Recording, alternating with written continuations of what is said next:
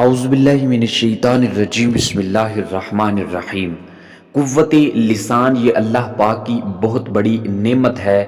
وہ شخص کہ جو صحیح طریقے سے بول نہ سکتا ہو، زبان میں لکنت ہو، توتلا پن ہو، کسی کو اچھے طریقے سے اس کی بات سمجھ نہ آتی ہو، یا پھر ایسا بچہ ہو کہ جو اچھے طریقے سے بول نہ سکتا ہو، اس کی زبان کے اندر توتلا پن لکنت آتی ہو، تو وہ میرے بتائے ہوئے اس وظیفے پر عمل کرے۔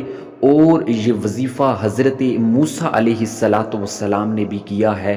جب حضرت موسیٰ علیہ السلام کو اللہ پاک نے فرمایا کہ تم جا کر فرعون کو تبلیغ کرو، تو حضرت موسیٰ علیہ السلام نے عرض کیا یا باری تعالیٰ میری زبان کے اندر لکنت ہے، تو اللہ پاک نے اس وقت حضرت موسیٰ علیہ السلام کو یہ قرآن مجید کی آیت کریمہ کا وظیفہ بتایا۔ تو حضرت موسیٰ علیہ السلام نے جب اس آیت کریمہ کو پڑھا تو حضرت موسیٰ علیہ السلام کی جو زبان کی لکنت تھی وہ دور ہو گئی۔ کسی کی بھی زبان کے اندر لکنت ہو تو وہ قرآن مجید کی ایک سورت ہے، سورت طٰہٰ، اس کے رکوع نمبر 2 کی یہ پہلی آیت مبارکہ ہے، ربی شرح لی صدری ویسر لی امری واحلل عقدۃ من لسانی یفقہوا قولی۔